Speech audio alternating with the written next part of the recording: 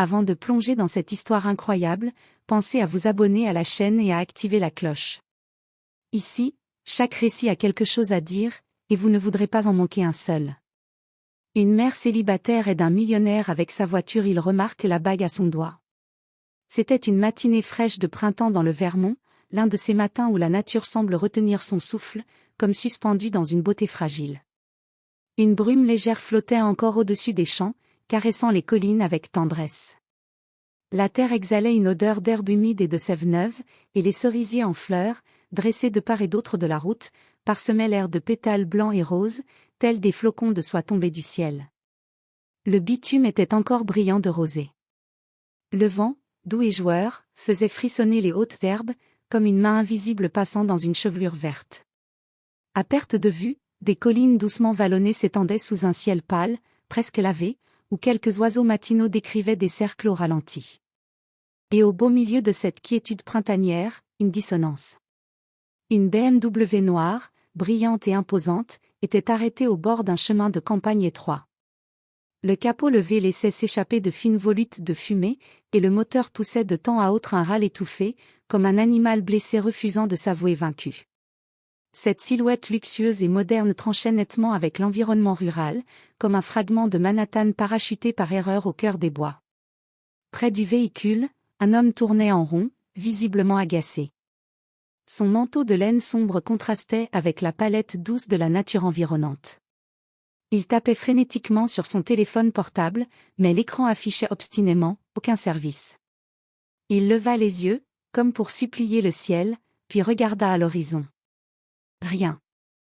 Pas une maison, pas une voiture. Rien d'autre que la route déserte, les cerisiers, et ce calme presque insolent. Il soupira longuement, passa une main dans ses cheveux soigneusement coiffés, puis s'appuya contre la portière. Cet homme, c'était Miles Davenport. PDG de Davenport Holdings, un empire immobilier dont les tours dominaient plusieurs métropoles de la côte est. Héritier d'une ancienne lignée de financiers, il avait transformé la fortune familiale en colosse industriel. Charismatique, visionnaire, perfectionniste, il incarnait l'élégance et la réussite dans toute sa précision millimétrée. Mais à cet instant précis, sur cette route oubliée du Vermont, vêtu d'un manteau hors de prix taché par un peu de graisse de moteur, il n'était rien d'autre qu'un citadin déraciné. Loin de ses gratte-ciel, de ses assistants dévoués et de ses réunions chronométrées, il n'était qu'un homme seul, en costume, face à une panne et à un silence pesant. Le genre de silence que ni le pouvoir, ni l'argent ne peuvent raccourcir. Alors qu'il jurait entre ses dents, alternant entre exaspération et découragement, un bruit grinçant rompit le calme ambiant, celui d'un moteur fatigué approchant lentement. Une vieille Honda Civic délavée s'arrêta doucement derrière la BMW. Sa carrosserie portait les stigmates d'une longue vie, peinture écaillée, portière rayée, une aile arrière légèrement cabossée. Le pot d'échappement vibrait en octant, comme si chaque déplacement était un effort collectif entre les pièces. Miles leva les yeux, plissa les paupières. Ce genre de voiture, il ne l'avait pas vu de près depuis l'université et encore, seulement sur les parkings des employés. Il s'attendait à voir un homme âgé ou un adolescent malchanceux au volant. Mais c'est une femme qui descendit.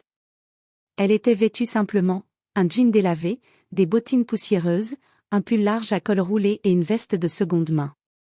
Elle ne portait ni maquillage, ni bijoux ostentatoires. Ses cheveux châtains, attachés en un chignon approximatif, laissaient échapper quelques mèches rebelles agitées par le vent. Son visage, sans fard, portait les marques du temps, non pas celles de l'âge, mais celles de la vie quotidienne, des nuits sans sommeil, des responsabilités silencieuses. Et pourtant, une beauté tranquille émanait d'elle. Quelque chose d'intègre. De vrai. Ses yeux, d'un brun profond, étaient francs, doux, et légèrement cernés, mais ils ne fuyaient pas. Il regardait droit dans les siens, avec un mélange de prudence, de curiosité, et d'une bienveillance discrète, comme celle qu'on retrouve chez les infirmières ou les mères qui n'ont plus le luxe de perdre leur temps. « Un problème, monsieur ?» demanda-t-elle simplement. Sa voix était calme, posée. Ni soumise ni agressive. Juste cette neutralité polie de quelqu'un qui ne s'étonne plus de voir des hommes en costume désemparés sur des routes où personne ne s'arrête jamais. Miles, encore figé, la détailla sans répondre tout de suite. Il était surpris de voir quelqu'un ici, dans ce coin reculé. Mais plus encore, il était frappé par le fait qu'elle ne semblait pas le reconnaître. Aucun sursaut, aucune gêne.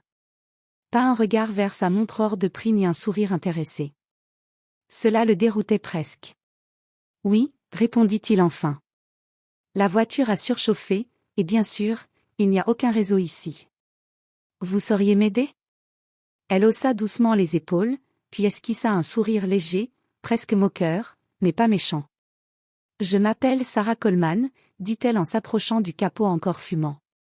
Et j'ai conduit assez de vieilles bagnoles pour savoir ce que ça veut dire quand le moteur fume comme ça.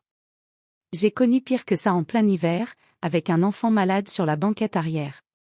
Alors oui, je peux probablement vous aider. Sans attendre son accord, Sarah se pencha sur le moteur fumant, comme si elle l'avait fait 1000 fois auparavant. Son corps se mouvait avec une assurance discrète, celle des femmes qui n'ont jamais attendu qu'on vienne les sauver. Ses mains, nues et légèrement tremblantes à cause du froid ou de la fatigue, restaient étonnamment précises. Miles remarqua alors, avec un pincement de conscience, que ses ongles étaient abîmés, porteurs d'une vie où chaque geste comptait, où chaque jour était un effort. Elle écarta un faisceau de câbles, localisa un tuyau gonflé par la chaleur, d'un mouvement ferme mais prudent, le détacha pour lâcher la pression. De la vapeur s'échappa dans un sifflement, la forçant à reculer légèrement. Elle ne paniqua pas. Elle attendit, puis retourna à sa voiture, ouvrit le coffre d'un geste rapide, en sortit une vieille bouteille d'eau de source, déjà entamée. Avec précaution, elle en versa le contenu dans le radiateur en surveillant la température, comme une mère le ferait avec la fièvre de son enfant. Voilà, dit-elle simplement, en refermant le capot. Ça tiendra jusqu'en ville. Mais faut pas trop forcer. Le moteur vous pardonnera pas une deuxième erreur aujourd'hui. Miles, toujours debout, restait bouche bée. Il la regardait comme on regarde un phénomène inattendu. Elle venait de résoudre, en 5 minutes et sans matériel, une panne qui l'avait plongée dans une impasse complète. Lui, l'homme aux multiples diplômes, aux assistants sur appel, n'aurait même pas su identifier le problème. Attendez, dit-il, reprenant ses esprits. Il sortit son portefeuille, large et en cuir grainé, plein de cartes noires et de billets pliés avec élégance. Laissez-moi au moins vous payer pour ça. Mais dès qu'elle vit l'argent, Sarah recula d'un pas, comme s'il venait de dégainer une arme. Non merci. Je n'aide pas pour de l'argent. Ce n'est pas qui je suis. Son ton était ferme, sans colère, mais sans compromis. Il y avait dans sa voix une ligne invisible que personne n'avait le droit de franchir. Miles resta figé, le bras suspendu, là maintenant encore un billet qu'il n'avait plus envie de donner. Il referma lentement le portefeuille. Elle fit alors volte-face, sans théâtralité, sans fierté mal placée. Juste l'élégance d'une femme qui n'attendait rien. Et c'est en la regardant s'éloigner qu'il vit ce détail. À sa main gauche, elle portait une bague. Simple. En argent vieilli. Sans pierre. Le genre de bijou que la vie n'offre pas, que l'on choisit pour soi, pas pour paraître. Mais elle la portait avec une telle gravité, un tel respect, que Miles s'en fut troublé. Ce n'était pas un accessoire. C'était un symbole. Presque une médaille. Vous êtes marié ? Demanda-t-il, sa voix un peu plus basse. La question lui échappa. Elle n'était ni stratégique, ni sociale. Juste humaine. Elle s'arrêta net. Le vent faisait danser les mèches qui s'échappaient de son chignon. Elle resta un instant immobile, puis se retourna lentement, le regard posé, sans reproche. Non. Ce n'est pas une alliance. Sa voix n'était ni amère, ni triste. Elle était pleine de vérité nue. C'est une promesse. À moi-même. Elle baissa brièvement les yeux vers sa main. Je la porte depuis le jour où le père de mon fils est parti. Pas parce que j'espérais qu'il revienne. Mais parce que ce jour-là, j'ai compris que je devais être mon propre pilier.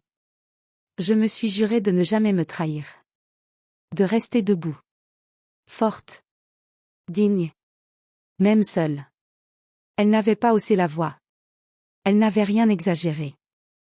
Mais dans ces mots, il y avait plus de force que dans tous les discours qu'il avait entendus en salle de conférence. Miles ne sut quoi répondre. Il sentit quelque chose en lui se déplacer lentement, profondément. Il avait vu dans sa vie des femmes puissantes, brillantes, impeccables. Mais cette femme-là, elle était vraie. Pas construite. Pas maquillée pour le monde. Vraie comme la terre sous ses pieds, comme la pluie sur les vitres. Et elle l'avait marqué. Inexplicablement, irréversiblement. Il la regarda s'éloigner vers sa voiture cabossée, laissant derrière elle le parfum discret d'un courage qu'on ne crie pas.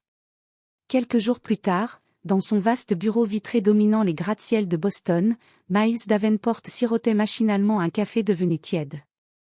Autour de lui, les assistants passaient, les agendas cliquetaient, les alertes bourdonnaient. Mais son esprit, lui, était ailleurs. Il n'arrivait pas à se détacher de cette image. Sarah, penchée sur le moteur, le front barré d'un sérieux tranquille. Sarah, qui avait refusé son argent avec une fierté désarmante. Sarah, et cette bague qu'elle portait comme un drapeau invisible. Elle n'avait rien demandé. Pas même de la reconnaissance. Et c'est précisément ce silence qui l'avait bouleversé. Alors, sans donner d'explication, il demanda à son chauffeur personnel de le reconduire là-bas. Dans cette petite ville perdue du Vermont, à 1h30 de la première autoroute. Il n'avait pas prévu de la revoir, encore moins de lui parler.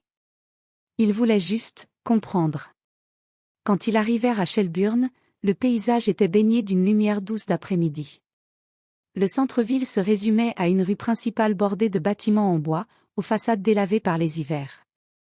Une boulangerie, une quincaillerie, une poste. Puis, un peu plus loin, un bâtiment bas, entouré d'une clôture colorée et de balançoires rouillées, l'école élémentaire locale. La voiture s'arrêta. Miles descendit, gardant ses lunettes de soleil pour se fondre dans l'anonymat.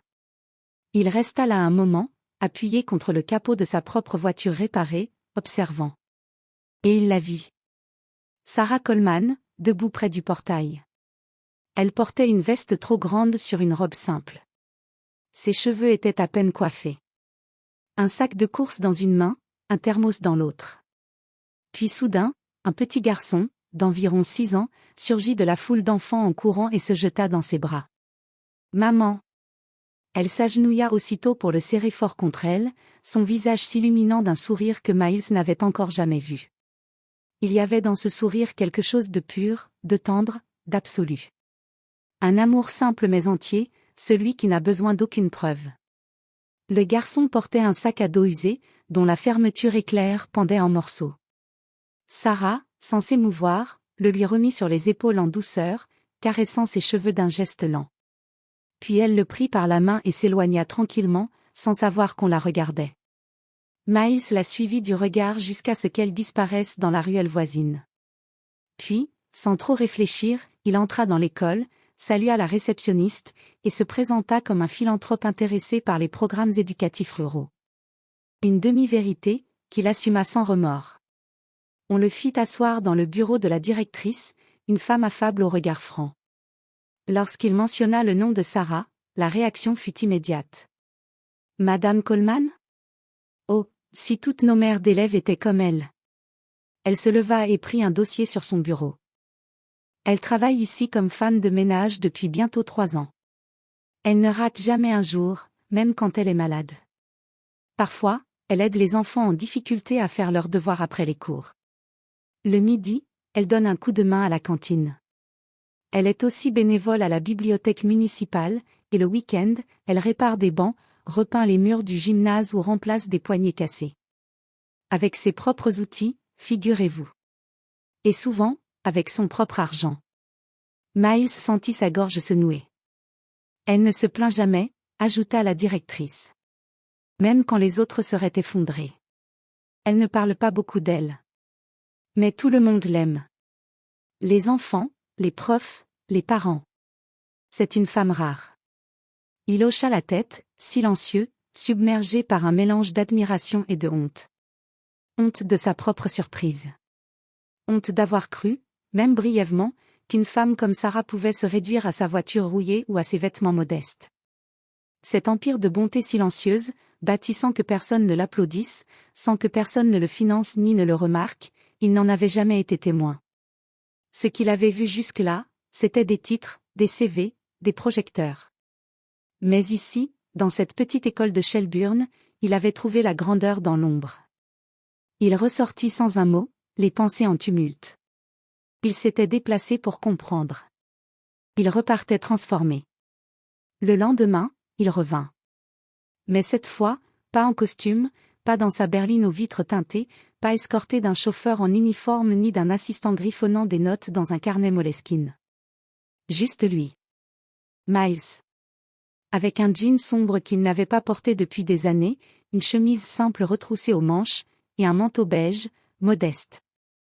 Il s'était même rendu seul au volant, traversant les collines et les champs avec ce mélange de nervosité et d'humilité qu'il n'avait plus ressenti depuis longtemps.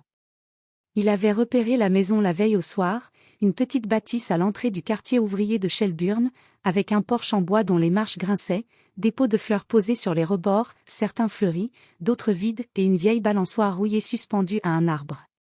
C'était modeste, mais propre, entretenu avec soin, comme tout ce que Sarah touchait. Il hésita un instant devant la porte, inspira profondément, puis frappa. Après quelques secondes, elle ouvrit. Sarah. Elle portait un t-shirt gris et un pantalon en toile. Ses cheveux étaient attachés négligemment, et elle tenait une assiette dans une main, un torchon dans l'autre. Lorsqu'elle le vit, elle se figea. Ses yeux se plissèrent légèrement, méfiants, comme ceux de quelqu'un qui a trop souvent été abordé par des promesses sans lendemain. « Monsieur Davenport ?» Juste Miles, s'empressa-t-il de dire. Elle resta sur le pas de la porte, droite, digne. « Je peux vous aider ?» ajouta-t-elle, sur ses gardes. Il eut un petit sourire, sans arrogance, sans assurance excessive, juste ce sourire vulnérable d'un homme qui n'est pas là pour impressionner. « Vous m'avez sauvé l'autre jour, dit-il, les mains dans les poches. Et je ne parle pas seulement de la voiture. » Un silence suivit. L'air entre eux était épais de ce qui n'était pas encore dit. « Vous m'avez forcé à regarder autrement. À voir ce que je n'ai pas l'habitude de voir. Le courage discret. Le travail sans reconnaissance. La dignité sans spectacle. » Elle le fixa, sans répondre. Son regard était plus doux, mais toujours prudent. « Écoutez, reprit-il. Je ne viens pas ici pour jouer les héros, ni pour vous offrir une aide que vous n'avez pas demandée. Je sais que vous êtes plus que capable de marcher seul. Mais, ce que vous faites ici, ce que vous incarnez, est rare. Et je crois que mon entreprise a besoin de gens comme vous. Pas pour décorer nos campagnes marketing, mais pour inspirer, orienter, construire des ponts humains. » Sarah fronça légèrement les sourcils. Elle pencha la tête, presque amusée. « Je ne suis pas qualifiée pour vos mondes de chiffres et de conseils d'administration, monsieur Davenport. Je n'ai pas de diplôme prestigieux. Je ne porte pas de tailleur. Je ne parle pas le langage des grandes tours de verre. » Il sourit, profondément cette fois. « Peut-être. Mais vous êtes qualifié pour diriger des êtres humains. Et ça ?» Il marqua une pause, croisant son regard. « Ça, on ne l'apprend ni à Harvard, ni à Wall Street. On l'apprend en se levant chaque matin pour un enfant, en affrontant la vie avec un salaire de misère et en gardant la tête haute. On l'apprend quand on aide même quand personne ne regarde. Vous savez ce que c'est, vous. Moi, je l'apprends à peine. » Elle baissa un instant les yeux, comme touchée malgré elle. « Et vous attendez quoi de moi, exactement ? » « Rien, » répondit-il honnêtement. « Je ne veux pas que vous changiez pour entrer dans mon monde. Je veux que vous apportiez votre monde dans le mien. Qu'on le rende plus humain, plus ancré, plus vrai. » Elle resta silencieuse un moment. Le vent léger faisait danser une mèche sur son front. Puis, lentement, elle ouvrit un peu plus la porte. « J'ai du café. Pas chic, mais chaud. Vous en voulez ? » Il sourit. « Avec plaisir. » Et en entrant dans cette petite maison pleine de vie simple et de chaleur discrète, Miles Davenport savait qu'il ne serait plus jamais exactement le même homme. 6 mois plus tard, Sarah Coleman marchait dans les couloirs d'un bâtiment flambant neuf situé au cœur d'un quartier défavorisé de Burlington. Les murs fraîchement peints portaient des dessins d'enfants, des mots d'espoir, des couleurs vives. Elle tenait un dossier contre sa poitrine, échangeait un sourire avec une éducatrice, saluait un père venu inscrire ses enfants à l'une des nouvelles garderies gratuites. Elle avait désormais un bureau vitré, lumineux, avec des plantes sur le rebord de la fenêtre, des photos de son fils, et un agenda plein à craquer. Elle dirigeait le programme communautaire de la Davenport Foundation, une initiative qu'elle n'aurait jamais pu imaginer des années plus tôt, lorsqu'elle balayait des couloirs pour payer le loyer. Le programme finançait des logements pour les mères isolées, des bourses de formation professionnelle, des centres d'accueil pour enfants, et des ateliers de développement personnel. Ce n'était pas de la charité. C'était un mouvement. Un réseau d'émancipation né de sa vision. Elle avait une équipe à ses côtés, des assistantes sociales, des éducateurs, des coordinateurs de terrain. Tous la respectaient profondément, car elle n'avait jamais perdu sa simplicité. Elle n'exigeait rien qu'elle ne ferait pas elle-même. Elle connaissait les prénoms de tous les enfants des programmes. Elle se souvenait des parcours. Elle savait ce que c'était que d'être invisible. Son salaire était désormais digne. Elle n'avait plus à compter les pièces pour remplir le frigo. Elle avait pu réparer sa maison, offrir une chambre décente à son fils, l'inscrire à des activités parascolaires. Mais plus encore que l'argent, elle avait gagné ce qu'elle n'avait jamais vraiment reçu, le respect. Et à sa main gauche. Sa bague de promesse était toujours là. Simple, argentée, un peu usée. Elle refusait de l'enlever. Elle en avait besoin. Elle lui rappelait qui elle avait été, qui elle avait dû devenir, et pourquoi elle ne plierait plus jamais. Mais à côté, une autre bague était apparue. Une alliance, fine, discrète, presque timide. Offerte par un homme qui n'avait jamais cherché à la sauver, mais qui avait pris sa main, un jour, pour lui dire simplement. Je veux marcher à tes côtés. Pas devant. Pas derrière. Juste à côté, si tu me laisses. Miles Davenport n'avait jamais essayé de changer Sarah. Il l'avait écoutée. Soutenue. Et peu à peu, sans déclaration spectaculaire, un amour vrai, mûr, et doux s'était tissé entre eux. Un amour fait de silence respecté, de regards qui disent l'essentiel, de confiance tissée avec patience.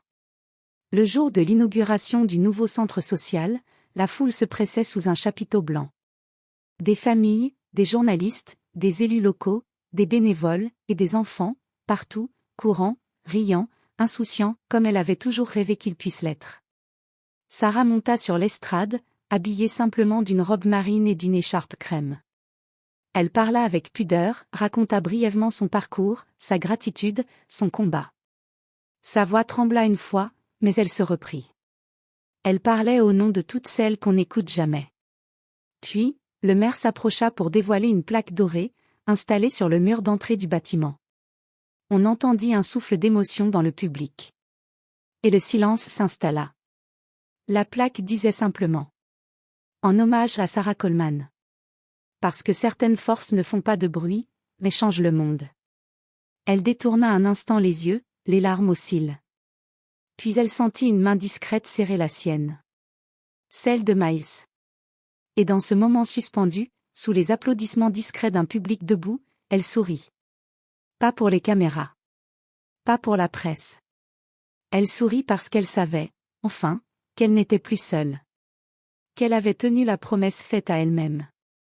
Et que désormais, elle changeait le monde non pas par des discours, mais par sa seule existence.